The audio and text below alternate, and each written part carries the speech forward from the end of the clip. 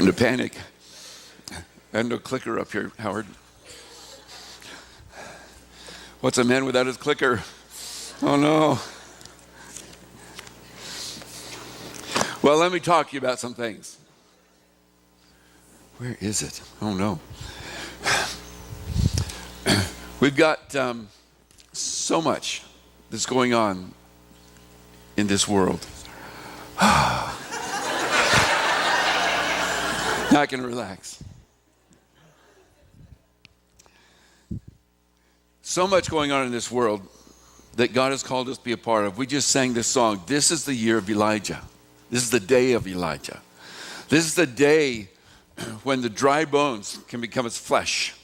This is the day when God can raise up a mighty army and do great things in this world.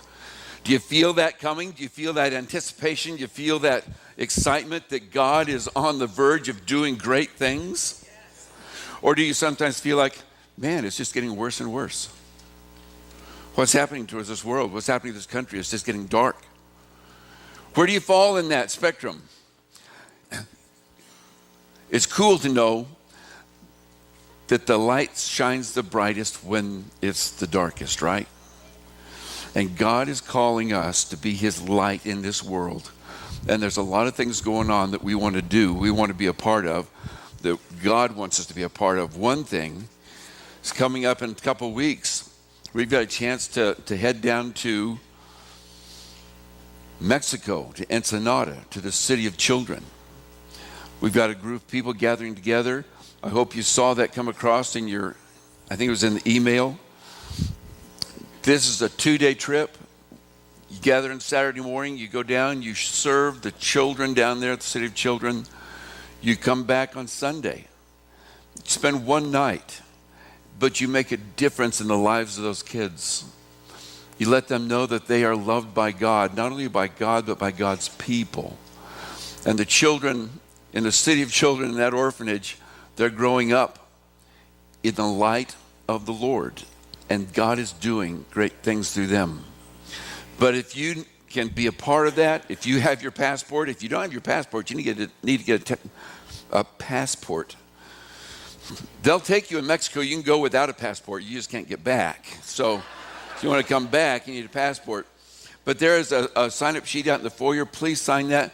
Tom said he's looking for some people to help out with a couple things. He's wanting somebody to lead children's activities on Saturday. Somebody wants to lead some activities for the teens on Saturday. So keep those in mind. Sign up on that sheet. He needs to know who's coming. I hope that you're all able to keep up with our prayer, 40 days of prayer that we're going through. I've had a couple questions. People ask me, now, Doug, tell me exactly why are we doing this? The reason we're doing it is because this is how you get to know the Lord. You spend time in his word and you spend time in communication with him. That's how you get to know anybody, is you spend time with them. And how do you get to know the Lord if you don't spend time with him? And so we're trying as a group, as a family, as a body of God's people to draw near to him so that we will know him better. And if we know him better, then we'll be able to trust him more. And if we trust him more, he says, I will do more than you can ask or imagine. I will work in you according to my power, not just your own. But I had some questions. I had some people ask me, well, how exactly do I do this? And I just want to share with you, this was one day, it spoke to me. Day 7. This passage, I just approach it this way. You read the passage. You think about the passage. Somebody said, well, that's not enough. It's just 1 or 2 verses. And I said, you know what? There's a neat thing that God has given us. It's called the Bible. And you probably have one. And you are welcome to open that thing up and read more. And so I did.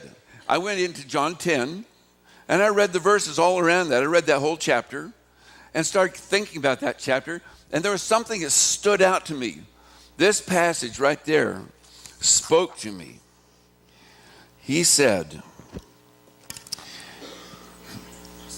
The sheep listen to his voice, the shepherd's voice. He calls his own sheep by name and leads them out. And when he has brought out all of his own, he goes on ahead of them, and his sheep follow him because they know his voice.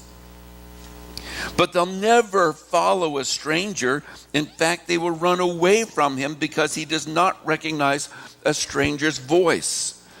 And that stuck in my head and in my heart. And I thought, when the Savior speaks, do I immediately run to him? Do I get up and run to wherever he is? Do I follow him wherever he goes? What kind of a sheep am I? Am I a sheep who knows my Savior's voice, my shepherd's voice, and I'm immediately up and following him and his ways? Or am I a hesitant sheep, a disobedient sheep? Or how do I know I'm listening to the right voice? These things came into my head. I'm thinking, there are a lot of people in this world who believe with all their heart that they are following the right voice. But I don't think they are.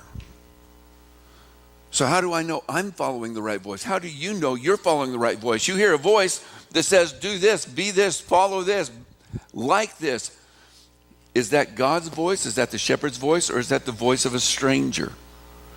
And so I'm thinking through these things, trying to figure this out in myself. So I go back here and I start filling in these little notes.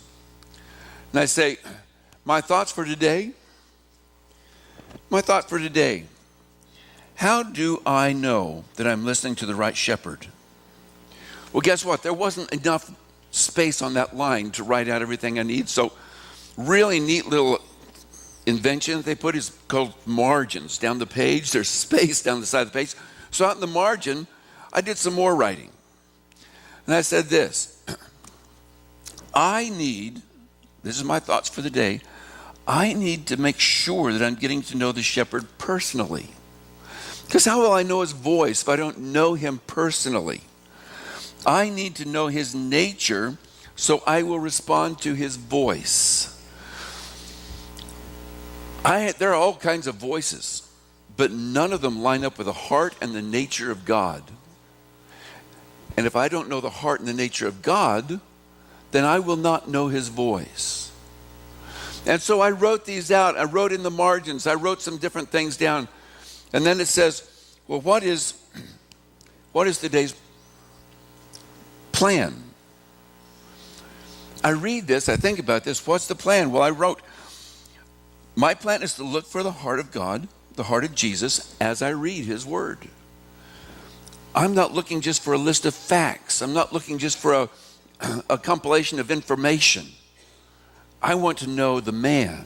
I want to know the person, and the personality and the heart and the nature of my shepherd. So when my shepherd speaks, I'll know his voice. I won't have to wonder. I won't have to sit around and think, is that right or is that wrong? I'll be able, like the sheep, to respond to his voice because I know it. I know his character. And then today's prayer. I just wrote a simple prayer. Lord, I want to know your voice. Help me to know your heart. Because then I can recognize your voice. And then I said answered prayer. Because I thought I could list pages of answered prayer. But concerning this one thing, I didn't have an answer right then. I couldn't think of an answer, so I left it blank. And it's okay to leave spaces blank as you go through this. Come back to it. Come back to it and revisit it. Read what you asked for. See if the prayer was answered. Write it down. We want to invite you to talk about your journey through this time of prayer. Is it helping you to know God better? Is it helping you to know his voice? Is it helping you to follow him better? Is it helping you to make a difference in the way you relate to people? Is it helping you as you draw near to him? Is it helping you to be like him? So I will invite you to do this.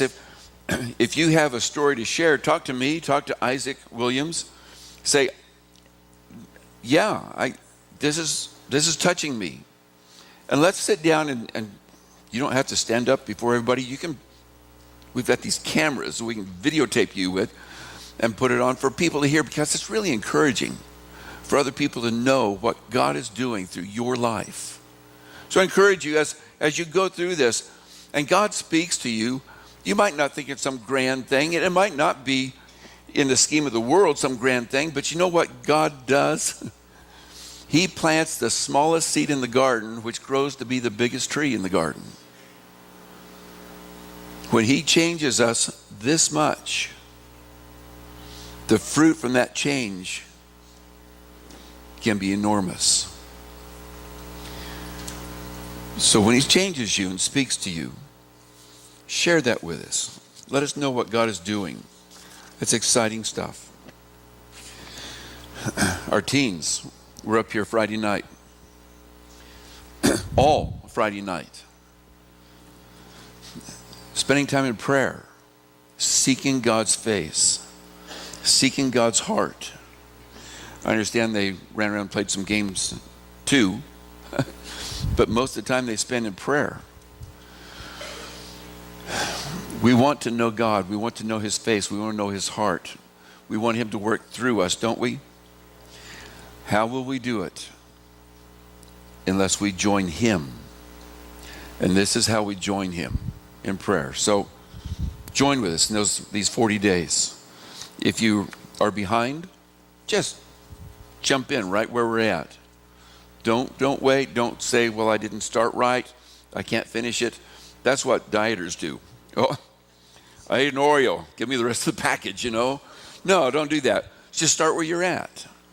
Start where we're at. Start on this day. We started on the 23rd. Count the days.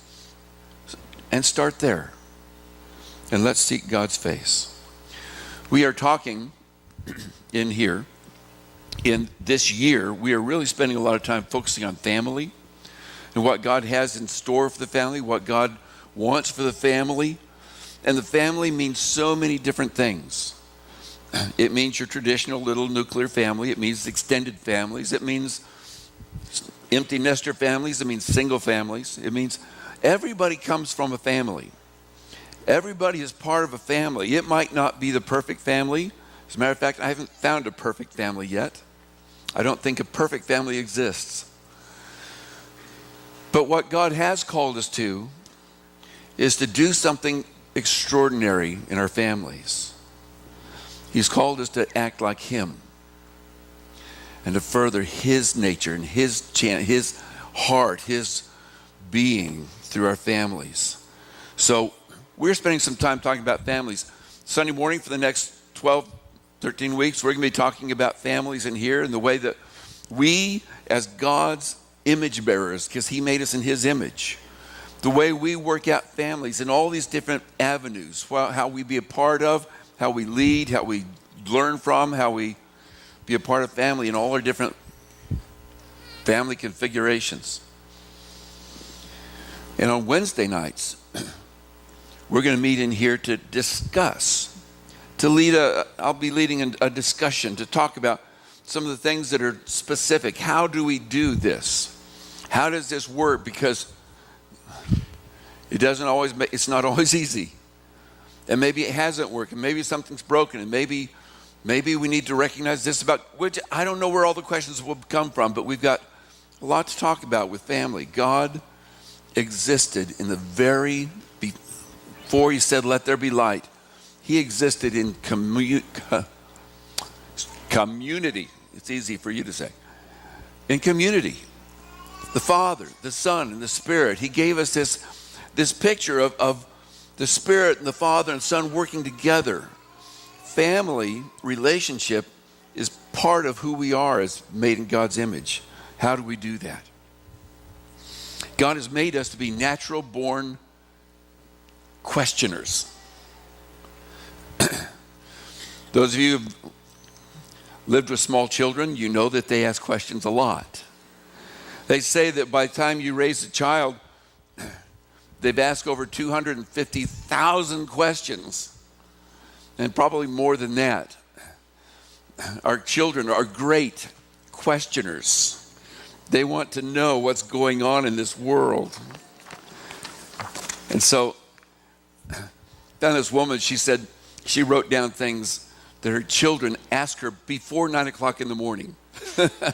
Said, before I've had my coffee, before I've even quite awake, they're asking me questions. Questions like, why aren't there any more dinosaurs? Who invented chess? Why aren't there any swords? I don't know. Can you injure your armpit? Well, what about your leg pit? Can you injure that? I'm not even quite sure what a leg pit is. Can I make a dress out of wipes? Well, I guess. What if you put bacon in an envelope and mailed it to somebody? Kids, they're great, aren't they? They're thinking. They're always thinking about something. Can people touch owls? What if we lived in cheese? What happens if you pee on an ant? Will you hold my feet when I eat my toast? What? They're thinking about something. Is the African savannah that way? Say, why do you want to know? Are you going? Are you leaving this? But then they ask questions like, why do people die? What is God? Where did I come from? And what if I opened up my mind and you could see my brain? You know? Children are marvelous questioners. For some reason, we stop asking some questions as we get older. And maybe we think we know it all by some certain age, but we don't, do we? But God has put us in us to ask questions. Some of the most important questions that we need to ask, that are always in our hearts, are where do I belong? Where do I fit? What is my purpose in this world? Is my life significant? Does it mean anything? We ask those questions, maybe not out loud, but they're in the backs of our minds, aren't they? Is this real or is this imaginary? Am I important here? Am I significant? Do I mean anything, or am I just a faceless name in this huge crowd of billions and billions of people on this little earth? What is my purpose? Asking the questions is something that people who are made in God's image do. I want to say asking questions is good. And we need to continue asking questions as we grow older. And never stop asking the questions, God, what do you want out of me? What do you want me to do? What do you want to do through me? Is this a purposeful life besides just me getting some stuff and living out my days? What is the bigger purpose? Last year we went through the story. We talked about the fact that through the story of the Bible, God always had this upper story. He had the lower story where we're working day to day, working through all of our ish. And then there's the upper story, God's overall plan that's not going to be thwarted. It's not going to be derailed. God is going to work towards and accomplish something, but he's going to do it through us in our lower story down here. Sometimes we get lost in that lower story, and we feel like we don't matter. Sometimes we don't know where God is going, and we need to keep asking the questions. How do I fit into your upper story, God? How do I fit? How does my life make a difference in this world? Do I make a difference for anybody besides me or the one or two people around me? Am I important at all? When we ask questions like that, we're living out the image of God.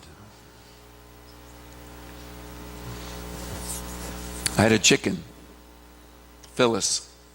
She didn't ask those questions. She didn't ask any questions at all.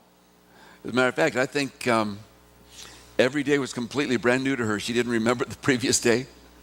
All she wanted to know is where to get some oats, a bug, something. But our lives are bigger than that, aren't they?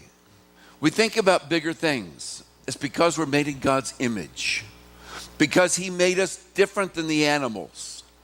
He made us special in his images. And in the home, he sets us up to find answers to our questions. In our homes, in our families. You say, well, Doug, I didn't learn any of that in my family. Maybe not. But we still want to be a part of that family. Family is important to us. We want to know who we are. Family gives us identity. Sometimes it gives us the wrong identity. And we need to understand that and to compare it to God's picture. But in Deuteronomy chapter 6, God gave the people this picture of community. And he told the people, he said, these are the commands and decrees, the law and laws the Lord your God directed me to teach you to observe in the land that you're crossing the Jordan to possess. You see, God had brought these people who were nobody. They were slaves. He brought them out of Egypt, and he took them to a land. He said, I'm going to give you this land. I'm going to make you a great nation. You don't deserve this. You haven't been so good yourself, but I'm going to do this for you because I'm calling you my people, my children. And I'm giving you some laws to help it go well for you in this land. I'm helping it so that your children and their children after them may fear the Lord your God as long as you live, by keeping all his decrees and commands that I give you, so that you may enjoy long life. And he said, Hear, Israel, be careful to obey, so that it may go well with you, and you may increase greatly in a land flowing with milk and honey, just as the Lord your God of your ancestors promised you. He says, I want the best for you. I want you to live in a community that is grand.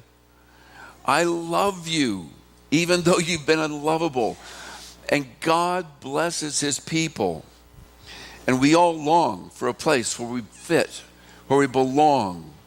The popular TV show years ago, Cheers, the theme song, you guys know it by heart. I'll bet a lot of you. You want to go to a place where everybody knows your name. You want to fit. We have this longing for home, don't we? Look at this little picture of people being united in family and longing for their homes. I'm from Poland, Michigan, Germany, San Francisco. Venezuela, Atlanta, I'm from India. Louis, Maryland, St. Petersburg. I'm standing on the shore of the Aegean Sea where Odysseus, hero of Homer's Odyssey, had finally finished the battle at Troy. He too stood by the seaside just as I am now, and he longed for one thing, to travel home, to go home.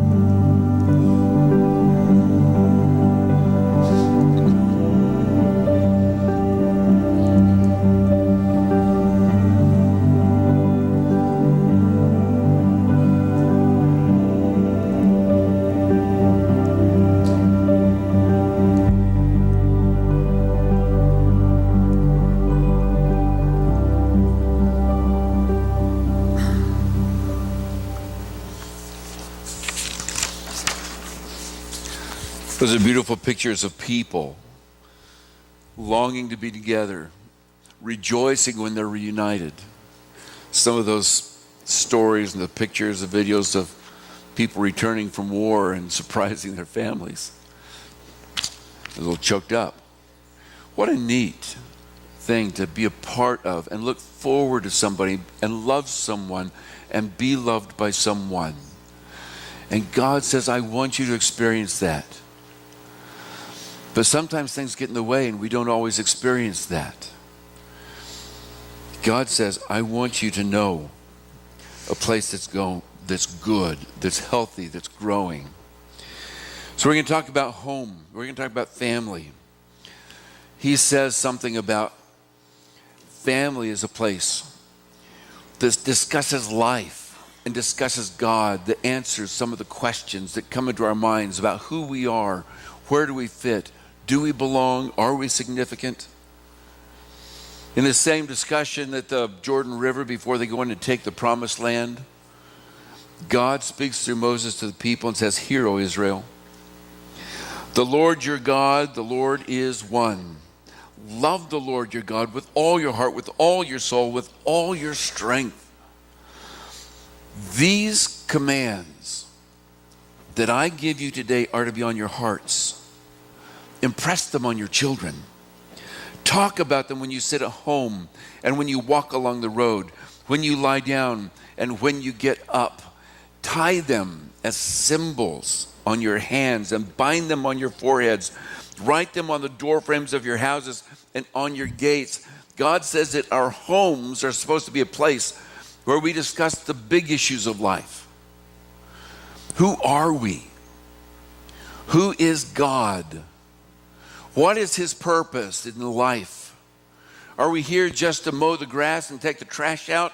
Or has God got a bigger purpose for us? What is that?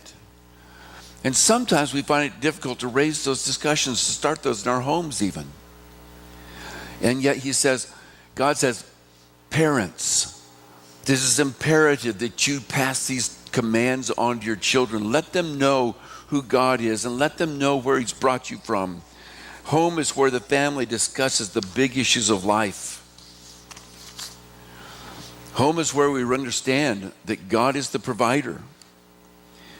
Again, in the same discussion, God speaks through Moses. He says, when you go into this land, when the Lord your God brings you into the land that he swore to your fathers, to Abraham, Isaac, and Jacob, to give you a land large, with large flourishing cities that you did not build, houses filled with all kinds of good things you did not provide, wells you did not dig, and vineyards and olive groves you did not plant. He says, then when you eat and are satisfied, be careful. Be careful. Let me emphasize that again. Be careful. When you come into all these things, when the Lord blesses you and you have a home and you have food and you have transportation and you have cable TV and all, when the Lord blesses you and you have all these things, do not forget the Lord who brought you out of Egypt, out of the land of slavery. God speaks to the people and says, don't forget where you've come from. Don't forget who you were. You were what? Slaves. Can he say the same thing to us today? Without Christ, who are we? We are slaves to sin, slaves to death. We have no hope in the world. It doesn't matter how much money we have, how big our house is, or what kind of car we drive. We are, without Christ, we are slaves to sin and death. And he set us free by giving his life on a cross, by humbling himself and coming to this world. So when we sit down and we enjoy the blessings of God, who do we give thanks to? How do our children learn who to give thanks to? They learn it by watching mom and dad, by watching grandma and grandpa. They watch it by watching other Christians. Is this ours or is what we have a gift from God? How do we use the things, how do we view the things that we own? Are they ours or are they on loan from God? And so we stop and we give thanks to him. And we talk about him, we talk about his goodness. You see, that starts in the home. It doesn't come from school, does it? That doesn't come from hanging around with other friends. That's what happens in the home as God is remembered. And then we have to ask ourselves, along that line, we have to ask ourselves very careful questions about our culture. How does our culture affect our home? Does it shape it? Does the culture, the society we live in, dictate to us or influence the ways we see life and we see the stuff that we have? Does it? Everybody go like this. Yes, it does. And we have to be careful how we let it influence us. Because God has called us to live according to His image, not our societies or cultural surroundings, has He? And here's where it gets hard sometimes. We've talked to our kids. There are things that we do and things we don't do. We're not going to fit in just like everybody else does. We're not going to do all the things that everybody else does. Why? Because we've been called to a higher purpose. Because God has given us His name. And we want to live in such a way that honors His name, not our momentary wants. And so He calls us to be countercultural to this world and not fit into it. So I have to stop and say, if I'm supposed to be countercultural, how am I being influenced by my culture? The problem is we don't know our culture. We don't see our culture unless we go out of our culture and experience something else. You guys, sign up for Mexico. Go to Mexico. Start learning their culture. It's close. Compare our culture to their culture. Travel someplace else. Learn something else. Read something else. Find out what our culture is and say, does our culture line up with godliness? Do we fall or see our culture says it's about feelings today? Sometimes, well, here's what. In that same discussion, he said, don't you follow the other gods, the gods of the world, the gods of culture. And we do. Sometimes even in the church, we become governed by a god of feelings. Well, I don't feel this is right. I don't think this is right. I feel like people should be able to do this. I feel like you shouldn't inhibit that. You should let everybody do what they want to. I feel like, and we have all these feelings, and we feel like, well, it's not fair if somebody can't love anybody they want to love. Translate, marry anybody they want to marry. We feel like that's wrong. That's not kind. And we could talk for days and weeks about that. But sometimes feelings, the gods of this world, are the things that we give into instead of saying, you know what? The God who loves us and set us free from sin and death, the God who paid a price by sending His own Son to die on a cross, that God who loves us so much said, here's what's true and here's what's false. And if you give in to your feelings and follow what's false, you're not going to be in line. You're not going to enjoy the life that I have to give to you. You may even walk away from God entirely when you start worshiping other gods. The gods of popular wisdom. When our culture, our society says, well, people should be able to do this. People shouldn't have to do that. Popular wisdom today is that Christianity is foolish. No. Not foolish. Extremist. We are being compared to terrorists today. If you hold to a godly standard. The gods of popular wisdom, and sometimes we give in to that. We say, well, we don't want to be that way. We're not that way. We're going to act like the rest of the world.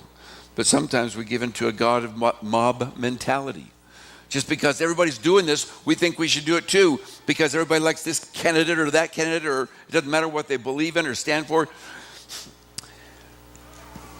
And it's so wide. I mean, that's our presidents are one thing, our politics are one thing, but life is so broad, and we give in to the gods of what everybody else is doing and thinking. How is our culture shaping our homes? We need to discuss that. What story is your home writing?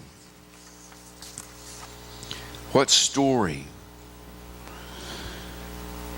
are you passing on through your family? God calls us to be his people. God calls us to stand for his glories. God calls us to a higher purpose than the gods of this world. But it means we need to get to know him, to know his heart, his nature, his character, his truth.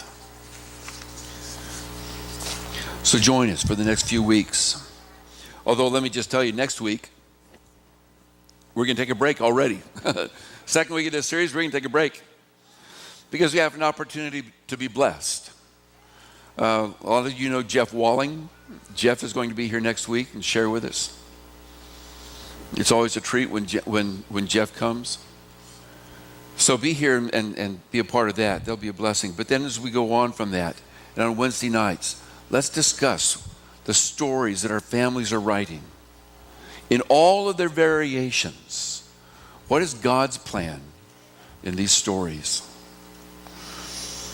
We're going to sing a song that says, "Oh God, you are my God, and I will follow you all the days of my life." You sing those words, you're singing a prayer. You're making a confession to God. You're talking to him. Says, okay, God, I give up. I surrender all the gods of this world. You are my God. And I'm not going to follow these gods of the world. I'm going to make a decision to follow you and you only. I will honor you as God, nothing else, nobody else. You're going to sing, you're going to pray a big prayer. But we pray that prayer because this is the only God who has sacrificed himself for us. This is the God who, although he created all things, everything that is, he's the God who came down and washed the dirty feet of the disciples. He's the God who looks at you and me and says, I love you so much that I will pay the price because I know that you're weak, I know that you're broken, all of you. And you will spend eternity apart from me unless I step in and take care of you. And so God says, I will step in and take care of you. I will pay the price for your sin. The price was a perfect life taken. His death on the cross, he did not deserve it. But he stepped into this world and said, I love you so much. I'll pay the price for you so that you can spend eternity with me. And that's really where I made you to be.